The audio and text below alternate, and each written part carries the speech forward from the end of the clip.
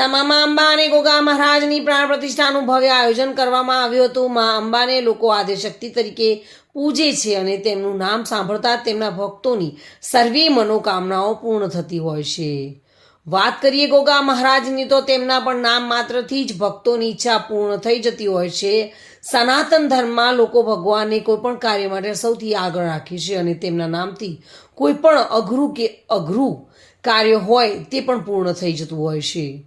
માટે જ વર્ષોથી દેવી દેવતાઓની પૂજામાં દરેક સમાજના લોકો હંમેશા અગ્રેસર રહેતા હોય છે। ત્યારે તિરુપતિ પરિષદ સોસાયટી ડીસા ખાતે તારીખ 10 અને 11 એમ 2 દિવસીય મા અંબે અને ગોગા મહારાજની ન ભૂતો ન ભવિષ્ય એવા ઐતિહાસિક કાર્યક્રમનું જગતજનની મા અંબા અને ગોગા મહારાજની પ્રાણ પ્રતિષ્ઠા અને વરુણદેવની મૂર્તિની સ્થાપના કરવામાં આવી હતી। તારીખ 10/2/2024 અને 11/2/2024 ફેબ્રુઆરીના આ આયોજન કરવામાં આવ્યું હતું। ખૂબ જ હર્ષોલ્લાસ સાથે ડીસા પંથકની ધર્મપ્રેમી જનતા અને નગરજનોને દર્શનનો અચૂક લાભ લેવા માટે સમાજના આગેવાનોએ આહવાન કર્યું હતું। આ ભવ્ય કાર્યક્રમને સફળ બનાવવા સોસાયટીના તમામ સભ્યોએ ભારે જહેમત ઉઠાવી હતી।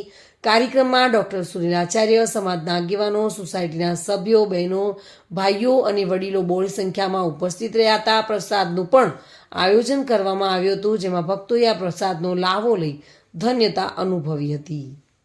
मेरा नाम माधवी है और हम लोगों ने यहाँ पे वरुण देव की मूर्ति की स्थापना की है और पानी के बिना तो किसी का भी जीवन सफल नहीं हो सकता, तो ये बहुत बड़ी बात है, इसलिए बहुत खुशी हो रही है इसके लिए।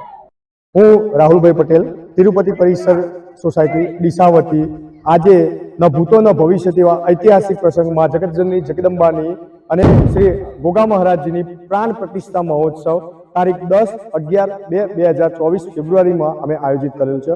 ખૂબ જ હર્ષોલ્લાસ સાથે આજે અમે ડીસા નગર ધર્મપ્રેમી નગરજનોને એક હાર્દિક માતાજીના દર્શનનો લાભ લેવાનો એક હાર્દિક અમે આમંત્રણ પાઠવ્યું છે।